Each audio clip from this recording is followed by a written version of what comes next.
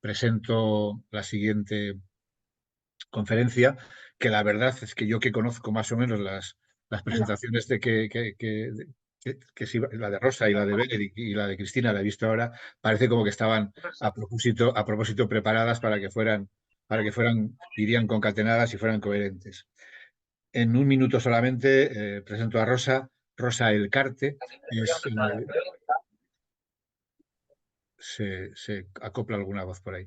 Rosa Elcarte es doctora en medicina y especialista en pediatría, eh, y trabajó como pediatra en el Departamento de Endocrinología Pediátrica en Navarra, pero ya desde el año 93, es decir, hace casi nada, empezó a trabajar en diferentes ONGs y relata un poquito su trayectoria, porque tiene su interés para el contenido de lo que va a hablar y cuál es su perfil profesional.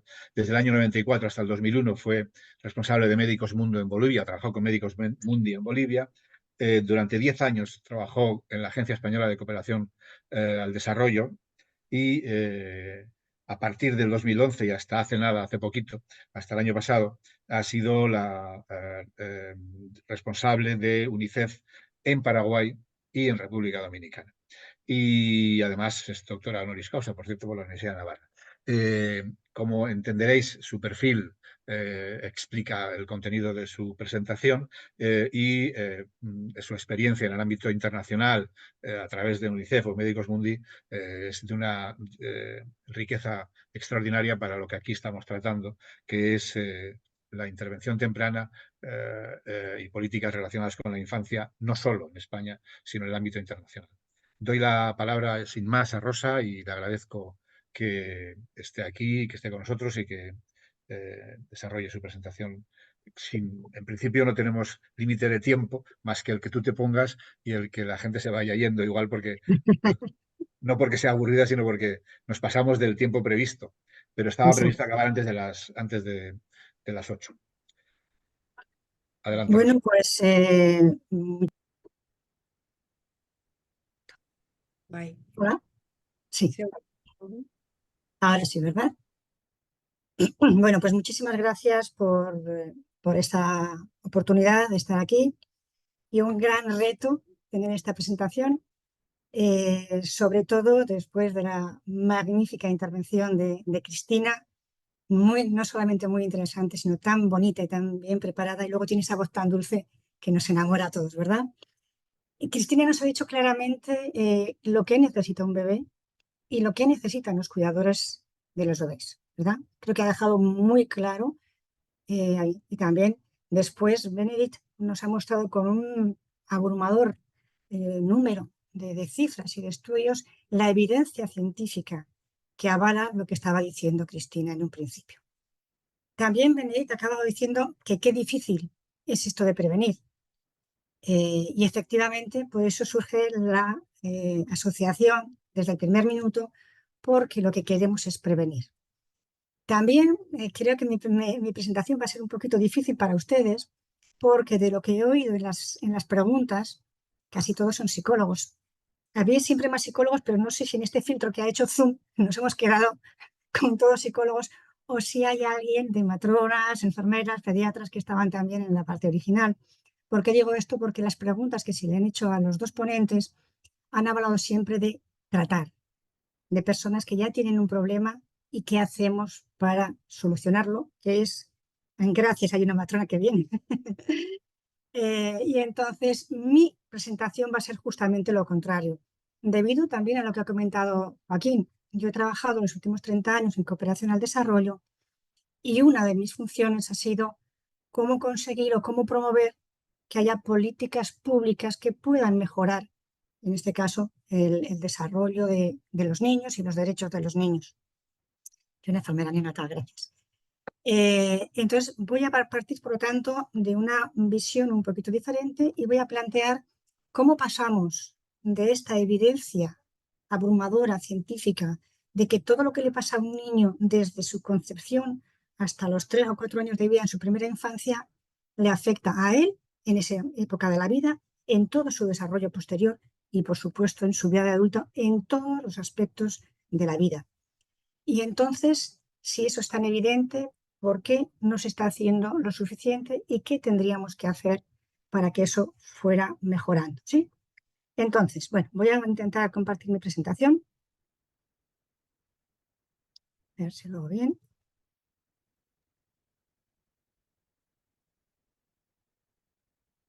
Esto es...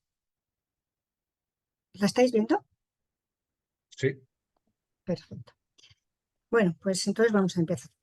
Como os decía, yo no voy a hablar, ¿sí?, de toda la evidencia científica. Va a haber muchos seminarios donde se va a seguir hablando de evidencia científica, de particularidades concretas de la evidencia científica, pero yo no voy a hablar de eso, no soy experta en eso y además creo que ya lo han hecho muy bien hasta ahora. Entonces, bueno, pues mi planteamiento es cómo pasar de la evidencia científica a la acción. ¿Qué podemos hacer para, entre todos, ir mejorando un poquito esta situación? Bueno, pues todo en esta vida está inventado, ¿verdad? Y ya Benedict ha presentado antes algunos programas de la OMS, de la Organización Mundial de la Salud, para prevenir el maltrato. Pero en el 2018 la OMS da un paso mucho más interesante y lanza el marco del cuidado cariñoso y sensible para el desarrollo de la primera infancia. Ya lo ha mencionado también Cristina un poquito. Este marco eh, se basa en una serie de evidencias científicas y se fue presentando en la revista científica Lancet, que lo conoceréis todos, desde el 2008, mucha evidencia científica que luego se recoge finalmente en este marco.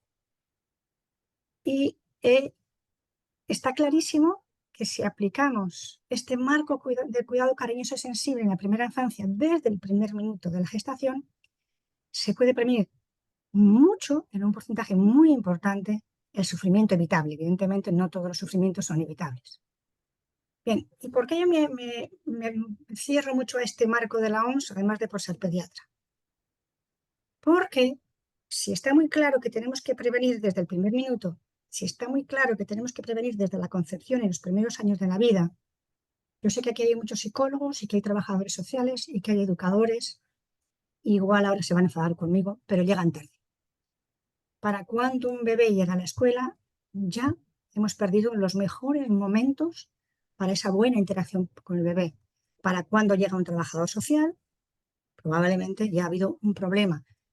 Para cuando llega a veces el niño al psicólogo, muchas veces ya hemos, no siempre, pero ya hemos perdido los primeros meses. ¿Quiénes son los servicios que más cerca están de esos momentos? Del momento del embarazo, del puerperio y de los primeros meses del bebé. Pues el sector salud. Claramente el sector salud. Y el sector salud implica matronas, implica obstetras, implica enfermeras pediátricas y neonatales e implica pediatras.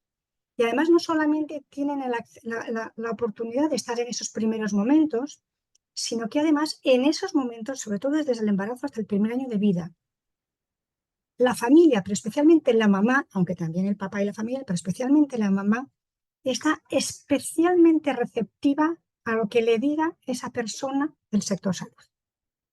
Le va a decir que se tiene que cuidar y que debe tomar determinados temas durante el embarazo y lo va a hacer. Le van a decir, si le dicen que la lactancia es muy importante y va a intentar hacerlo en general. Entonces, cualquier información que se ofrece a la madre y al papá y a la familia en ese rango de tiempo es importantísimo. Entonces, la idea es, si queremos prevenir, tenemos que intentar aprovechar esa ventana de oportunidad y esa ventana de oportunidad, quien tiene la capacidad de aprovecharla es el sector salud. ¿Por qué es muy importante? Porque en ese momento esas personas pueden formar a las familias. Decíamos antes, ¿quién ayuda a las familias?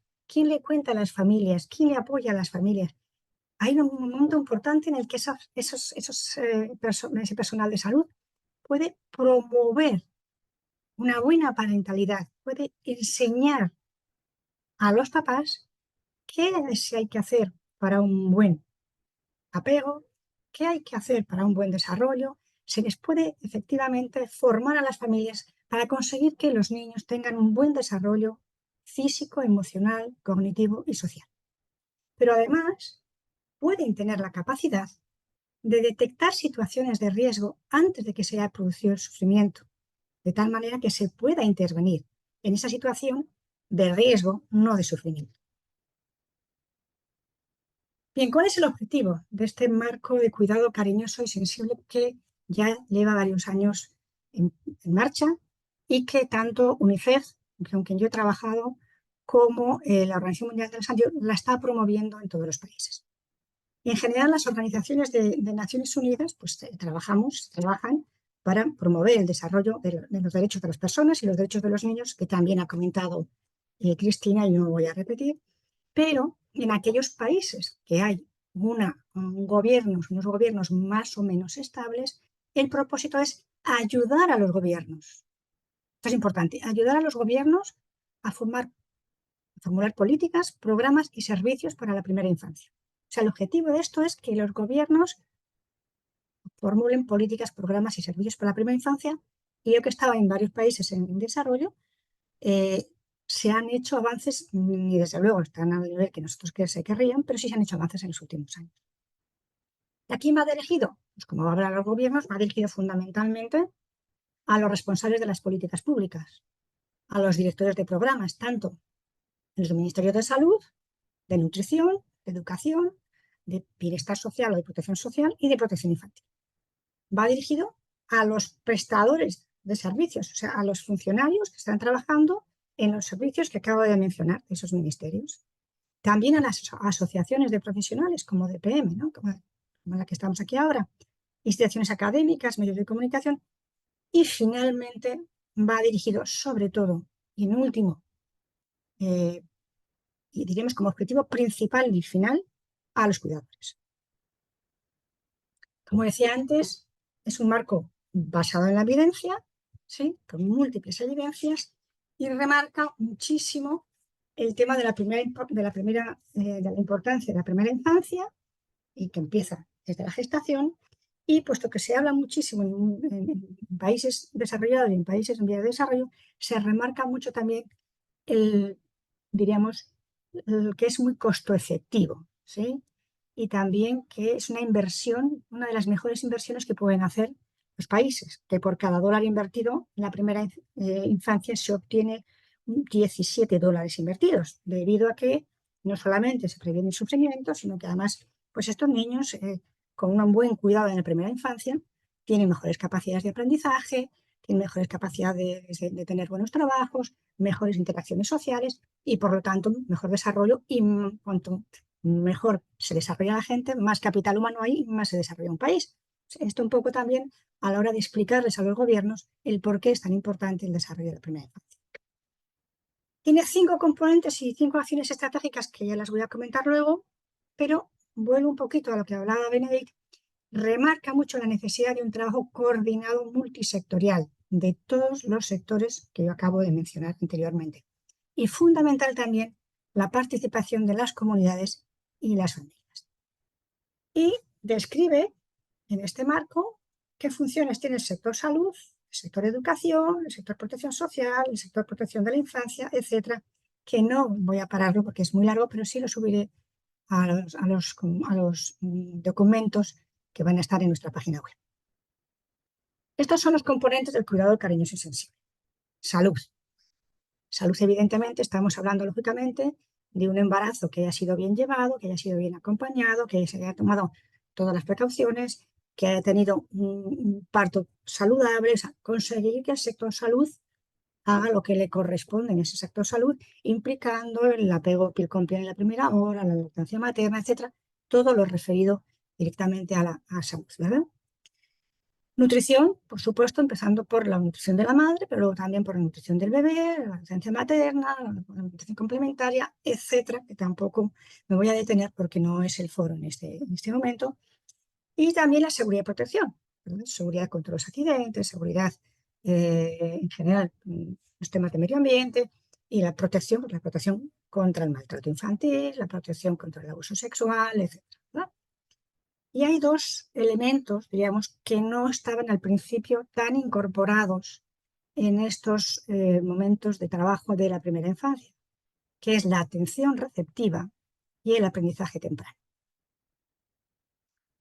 Bien, cuando habla la OMS de la atención receptiva y las oportunidades de aprendizaje temprano, remarcan muchísimo que son unas intervenciones muy eficientes, ¿sí? O sea, intervenciones eficientes significa que con muy poco dinero se pueden hacer las cosas muy bien. Y la relaciona también muchísimo con la salud mental de los padres y madres y con la salud perinatal que también mañana vais a oír a lo largo de los días. Vais a ir viendo cómo al final vamos llamando de diferentes maneras a algo que casi es lo mismo, ¿verdad? Bien. ¿Cómo define la OMS la atención perceptiva? Y como digo, puede ser muy cortita porque ya me he hablado antes, pues lo que indica su palabra. O sea, estar muy atento para percibir al niño. Y el estar muy atento implica que puedas estar tiempo con él, que puedas estar mirándole, porque si tú tienes el niño en un rincón del cuarto y tú estás en otra cosa, no estás atento. La atención perceptiva significa parte de lo que ha comentado Cristina. Tienes que estar ahí presente, tienes que estar presente de verdad, ¿eh? Mirándole al niño. ¿Para qué? Para poder observar y responder a lo que él te quiere decir, a sus sonidos, sus gestos, verbales y no verbales, esa comunicación que tiene, ¿verdad? Y poder además contestarle también, ¿sí? A través también de miradas, de sonrisas, de gestos, de este prelenguaje del gugu data, de realmente tener ese contacto y esa comunicación con el niño y responder a sus necesidades. Esta atención perceptiva y esta intercomunicación genera un vínculo emocional que genera confianza y ayuda al bebé a estar más seguro y a aprender sobre las personas, sobre las relaciones, sobre el lenguaje. Si os dais cuenta, prácticamente estoy hablando de lo mismo que hablaba Cristina, que es el apego seguro, ¿verdad? Y luego la OMS remarca también el aprendizaje temprano, que de nuevo se hace en relación con las dos personas. De nuevo, hace el contacto visual, al sonreír, el hablar, tapo la cara, dónde está el bebé, etcétera, etcétera. Pero de nuevo veis que la atención perceptiva y el aprendizaje temprano va totalmente ligado de la mano. O sea que el apego seguro además nos va a proporcionar, además de toda esta, diríamos, estabilidad emocional, una capacidad de desarrollar más contactos neuronales, una capacidad de aprender mejor. Y ahora vas a decir, bueno, Rosa, eso ya lo ha dicho Cristina y esto además lo sabemos todos y todos los que estamos aquí presentes. ¿Por qué nos lo cuentas? Porque digo, efectivamente lo sabemos todos, pero ¿lo saben todas las gestantes? Esa es la gran pregunta. ¿Saben esto todas las gestantes? ¿Todas las mamás y todos los papás? ¿Quién se lo está diciendo? ¿Quién tiene el tiempo para decírselo? ¿Cuándo se lo dicen? Cuando ya han tenido el bebé y tiene ya 5 meses o un año y no va bien y va al psicólogo, ¿cuándo se lo decimos? Esta para mí es la gran pregunta que tenemos que responder a la hora de pasar de la evidencia a la acción. Bien, estos son los entornos propicios para el cuidado cariñoso. Evidentemente, como he comentado, fundamentalmente lo que tenemos que conseguir todos es que los cuidadores estén bien formados, estén acompañados, estén apoyados para poder ofrecer este cuidado cariñoso y sensible, este apego seguro a sus bebés. Pero, como también comentaba Cristina, no pueden estar solos, tienen que estar en una comunidad que esté empoderada, una comunidad que esté formada. O sea que cuando vaya a pedirle a su mamá, a su vecino, a su familia que le apoyen, tienen que entender por qué también sus comunidades, sus redes, sus sociedades, ¿verdad? Y por supuesto, necesitamos unos servicios de salud, de educación, protección social, protección de la infancia, que les apoyen, ¿sí? Pero sobre todo inicialmente en la primera infancia, el sector salud. Y luego unas políticas propicias. Porque si queremos los que estamos trabajando en los servicios hacer algo, pero no tenemos ni la inversión, ni el tiempo, ni la capacidad, ni la formación, no lo vamos a poder. Esto es absolutamente importante para que podamos prevenir el sufrimiento y consigamos que los niños desarrollen todo su potencial.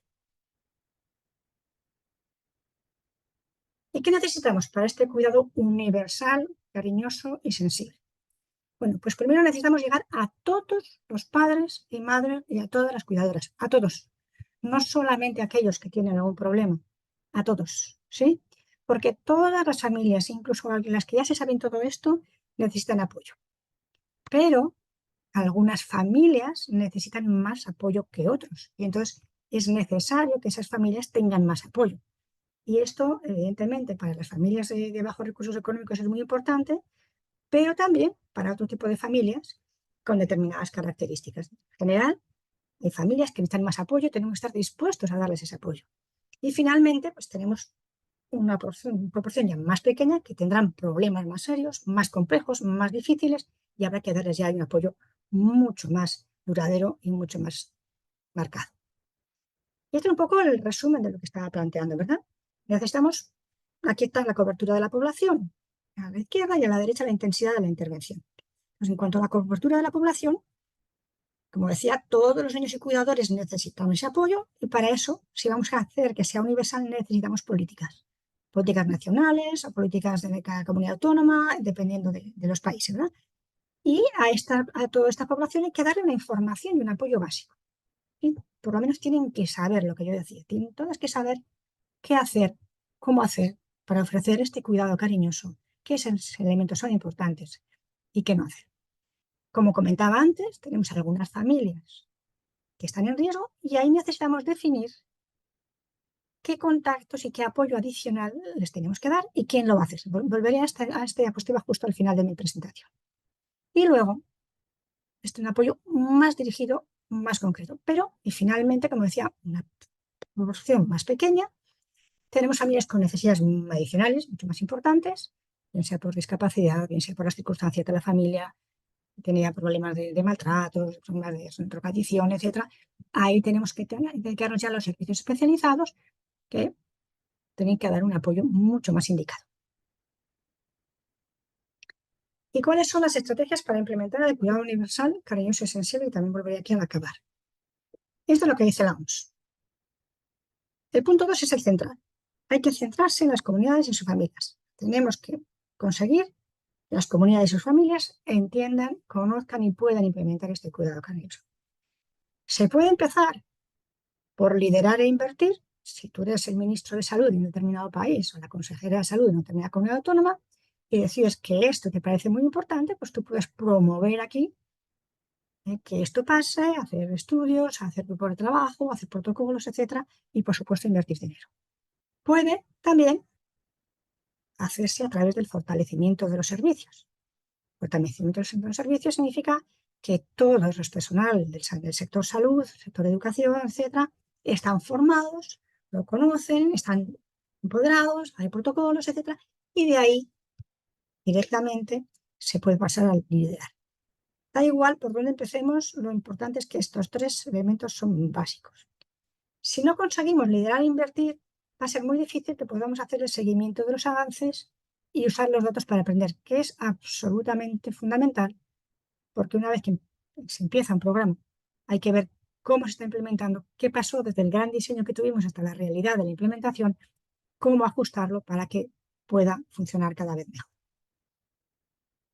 Bueno, esta es un poco la teoría, es mucho más largo, pero no voy a alargarlo más y voy a hacer un poco la propuesta concreta, ¿sí?, de cómo empezamos. ¿Por dónde empezamos? Bueno, pues como digo, voy a hacer una propuesta muy básica, que como nosotros somos una asociación desde el primer minuto, con un grupo de profesionales que estamos fundamentalmente comprometidos para formar y difundir las evidencias científicas, ¿sí? Entonces yo voy a plantear una propuesta partiendo desde este punto de vista. No somos un ministro de salud, con lo cual no voy a empezar por ahí, voy a empezar partiendo de donde estamos en este momento nosotros y vosotros que estáis escuchando esta presentación.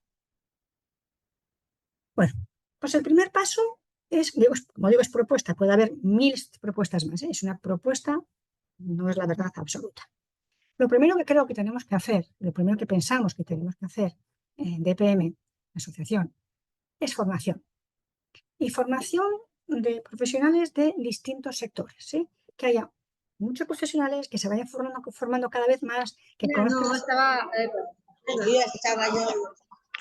conozcan las evidencias científicas, que vean el por qué sí, el por qué no, o sea, que tengan muy claro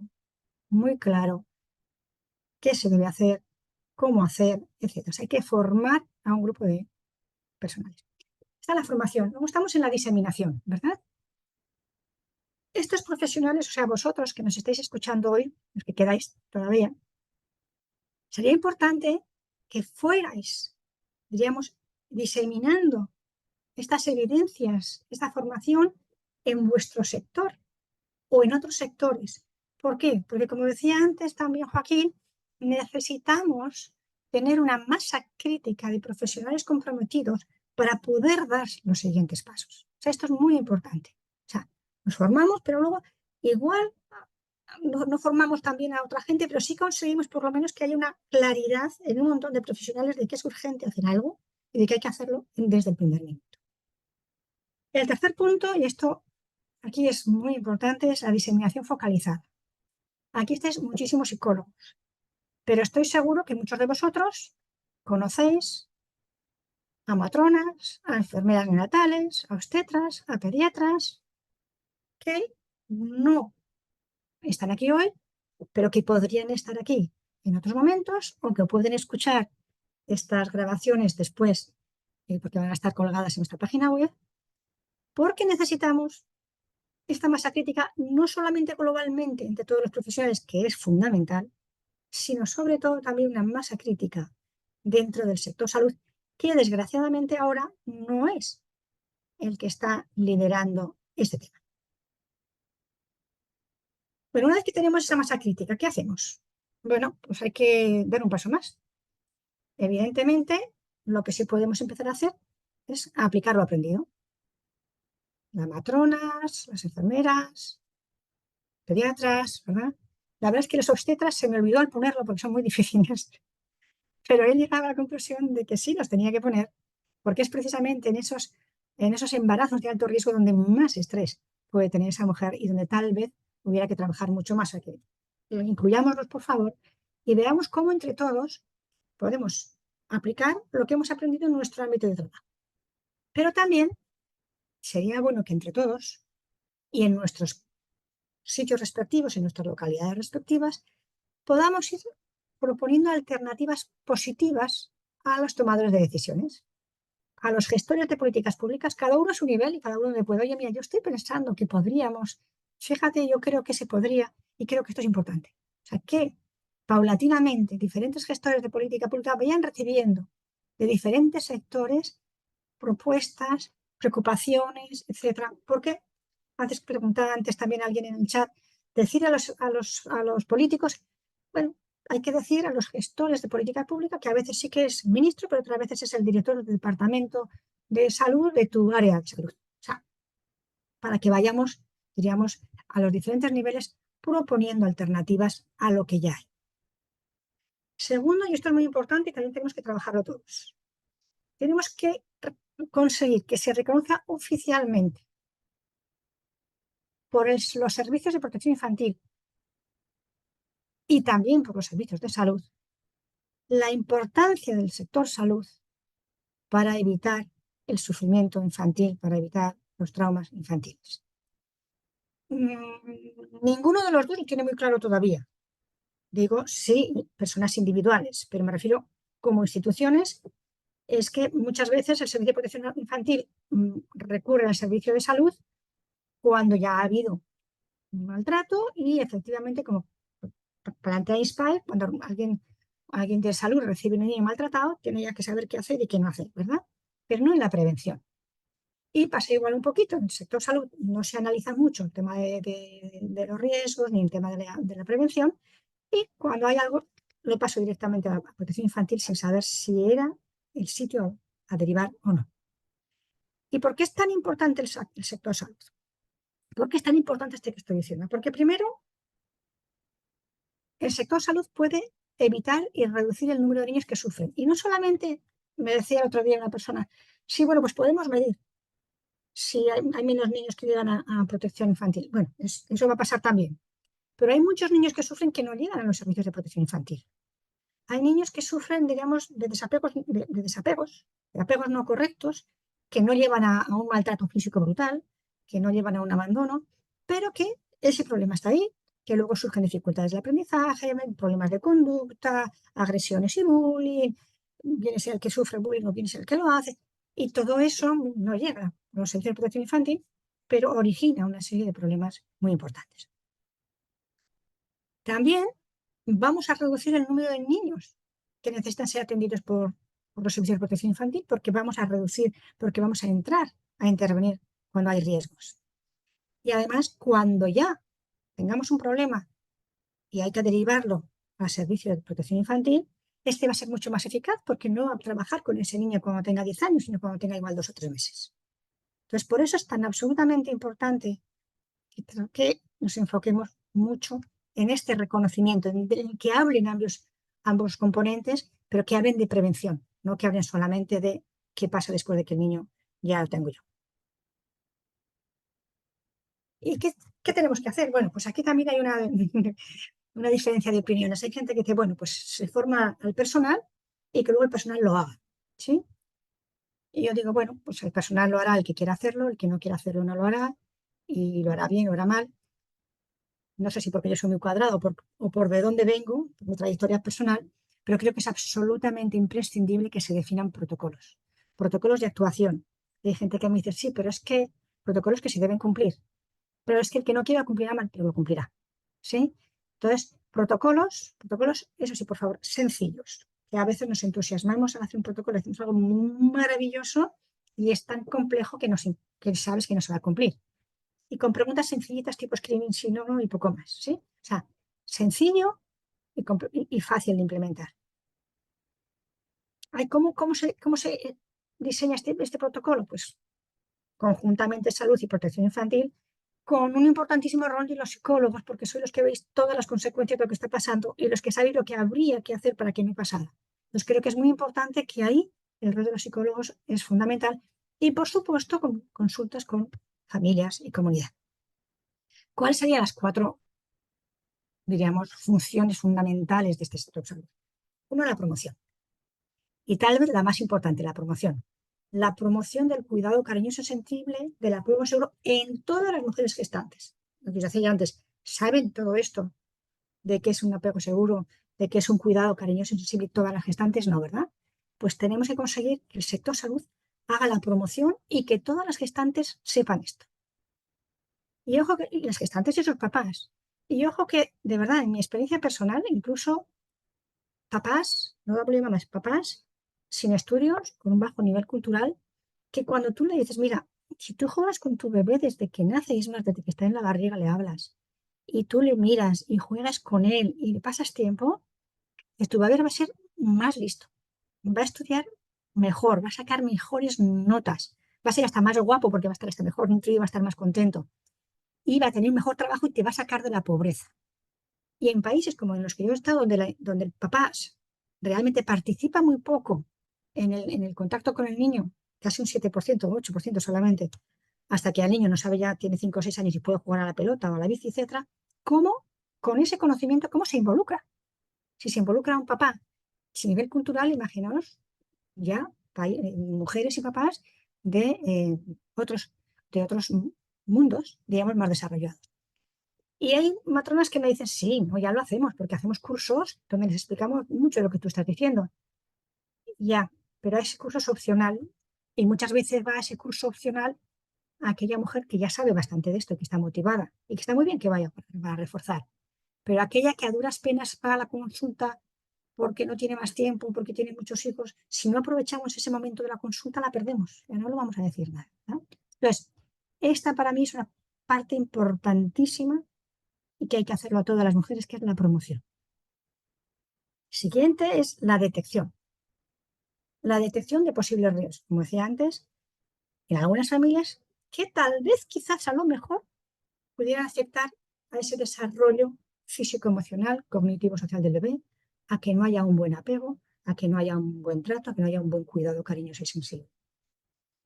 Lógicamente, para eso tiene que haber un protocolo de qué preguntar, de qué hacer, para ver cuáles son los riesgos de una manera más sencilla. El siguiente paso sería el acompañamiento domiciliario. ¿A quién?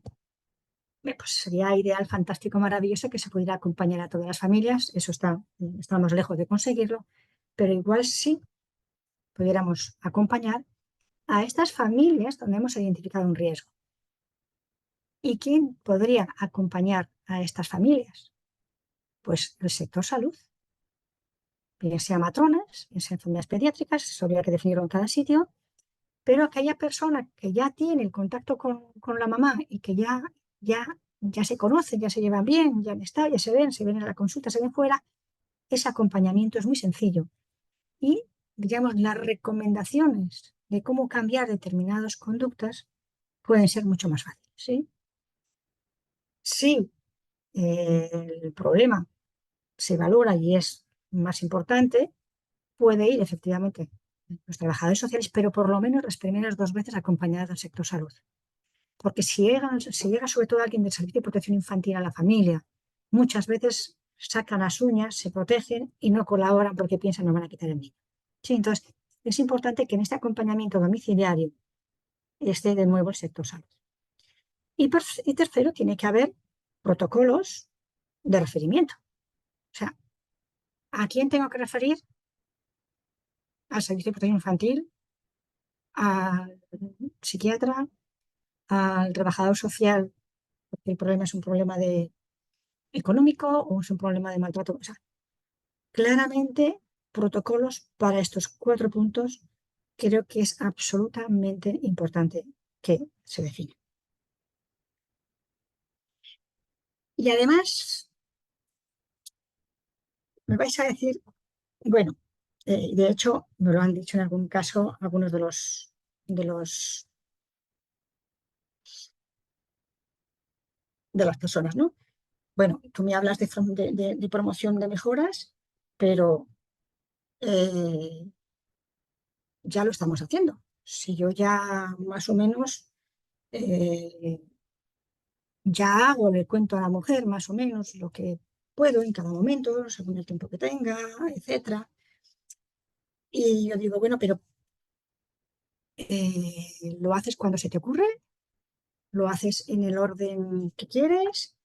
¿O tienes claramente muy clarito eh, qué componente del apego vas a promocionar en cada visita y qué componente vas a mencionar en otra visita obstétrica? ¿Cuál vas a dejar para que lo hable la pediatra y que vamos a hablar las matronas? Y si tú lo haces bien, ¿lo hacen todas o no lo hacen todas? Porque para llegar al tema universal lo hacen todas, ¿verdad? Y con la detección de posibles riesgos, también me ha dicho en algunos momentos, de personas, bueno, mira, en algunas comunidades autónomas esto ya está, porque la primera consulta que viene el niño a la pediatría va directamente a hablar con la trabajadora social. Y digo, bien, muy bien que vaya a hablar con la trabajadora social. Eh, Descartará y analizará algunos problemas sociales, pero ¿tú crees que la trabajadora social le va a hablar del apego seguro? ¿Sí?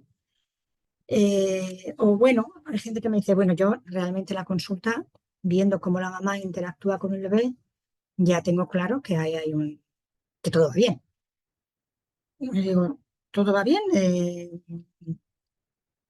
Así, simplemente, o es que tú ya conoces las escalas para discriminar el apego seguro y lo aplicas, o no, es una sensación más perspectiva que puede estar bien y puede que sea estupendo, lo hagas muy bien, pero no sé si todo el mundo lo hará tan bien sin tener un protocolo y sin tener exactamente las preguntas que debe hacer y las escalas del apego, etcétera, etcétera. Y si tú lo haces bien, lo hace todo el mundo, o sería importante que hubiera ese protocolo para que sea universal. Y también me dicen, pero bueno, vamos a ver, tanto en pediatría como, sobre todo, yo no sé, a nivel de matronas, pero sí que hay una pestañita, tanto en las enfermeras como en los pediatras, que si tú le das al clic de la pestañita, te sale un listado enorme de riesgos. Y yo les suelo preguntar, bueno, ¿cada cuánto le das a esa pestañita? O simplemente dices, no hay riesgo, sin haber preguntado nada previamente. ¿Sí? Eso es importante, ¿no? Y además, en esos riesgos, pues sí está el embarazo, la drogadicción, el maltrato, pero esa sutileza de un apego no suficientemente seguro no suelen estar. ¿Sí? Y lo mismo en casi todas las partes, ¿no? O sea que se puede, y como se dice en inglés, hay mucho espacio para mejorar a la hora de tener protocolos para la promoción y para la detección. Sí. Y en el caso del acompañamiento domiciliario, pues hay, como digo, muchísimas experiencias en muchos países del mundo. También va a haber un seminario con un ejemplo de ellas, pero que remarcan claramente eh, por qué el sector salud es tan importante que haga este acompañamiento familiar. Bien, ahí es cuando la gente me dice, bueno, vale, pero no puedo. No puedo porque no tengo tiempo. ¿Sí? Y aquí, perdonadme si me confundo, pero creo que en algunas comunidades hay para las matronas un 40 minutos para la primera visita y 30 para la segunda. En otras hay 40 para la primera y 30 para la segunda. Y en otras hay 20 para la primera y, y 10 para la segunda. O sea que va a depender de la comunidad autónoma, sobre todo, el que sea absolutamente imprescindible conseguir aumentar el tiempo dedicado a cada revisión durante el embarazo, puerperio y el primer año de vida. ¿Sí? Entonces, esto, como digo, no será obligatorio en algunas comunidades porque ya lo tienen, pero en otras muchas sí será obligatorio hacerlo. Como es también obligatorio que tengamos muy claritos definidos los criterios de selección de las familias que sean acompañadas por tener riesgo. Y sobre todo definir quién va a hacer ese acompañamiento y, por supuesto, bien sean matronas, bien sean enfermeras pediátricas, que estén absolutamente formadas y especializadas en este acompañamiento. Y aquí es cuando vamos a hablar con los gestores de política pública y nos dicen, pero lo que tú me estás diciendo implica que voy a tener que contratar más personal. Y le digo, a ver, algo más, sí, pero estamos hablando de darles 5 minutos más en cada consulta, o sea que no vas a tener que contratar 550.000 personas más, alguna más sí. Y estamos hablando de que vamos a acompañar a las familias en riesgo. Cada vez tenemos menos niños en España y tenemos más perros. O sea que también cada vez hay menos niños y por lo tanto tampoco es un bloque grande de niños en riesgo los que vamos a tener en cada área de salud, en cada comunidad. Entonces, no sé, habrá falta efectivamente de contratar a alguien, pero no tampoco, no vamos a contratar 350.000 matronas más, no es eso. Y de todas maneras, siempre es importante demostrar que la contratación de este personal siempre será menos elevado que el coste de atender el sufrimiento de muchos niños, de aquellos que no llegan a protección, de aquellos que ni siquiera acaban el colegio, que abandonan, que hacen bullying. De esos niños también tiene un costo. O sea, hay un sufrimiento y hay un costo. También esto es más barato que atender al importante número de niñas que están en hogares o instituciones de acogida durante muchos años. O sea, tener a 100 niños institucionalizados durante 10 años es muchísimo más caro que tener a unas pocas matronas o enfermeras contratadas más. Y también es mucho más caro que atender todas las consecuencias del sufrimiento de muchísimos niños y niñas que, a pesar de ser atendidos por los servicios de protección infantil y de tener casa y alimentación asegurada, no consiguen recuperarse de sus traumas psicológicos. Salen a los 18 años y vuelven a crear otra vez familias disfuncionales y con niños que, si no les atendemos desde el embarazo, volvemos a repetir la misma película. Entonces, volviendo un poco a esta diapositiva que he puesto, cuando hablábamos de que necesitábamos que todos los niños y niñas hubieran las políticas públicas, tuviera información, aquí tenemos, y esto lo tiene que hacer el sector salud, lo tienen que hacer las matronas, los obstetras, las enfermeras pediátricas y neonatales y los pediatras.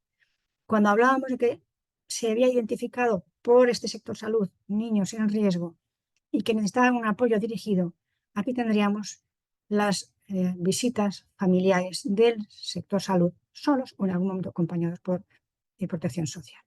Y cuando hablábamos ya de necesidades adicionales, ahí podríamos tener ya servicios especializados, servicios de salud mental, servicios de protección infantil o servicios más intensos de protección social también. Y de nuevo, podemos empezar por donde queramos, pero si queremos fortalecer las familias y a sus comunidades, tenemos que fortalecer los servicios todos, empezando por de salud, y tenemos que conseguir involucrar a los gestores de políticas públicas para que puedan invertir y puedan liderar para hacer esos protocolos que se apliquen en los servicios para poder hacer el seguimiento y usar los datos para aprender. Estoy convencida de que entre todos lo podremos conseguir. Muchas gracias.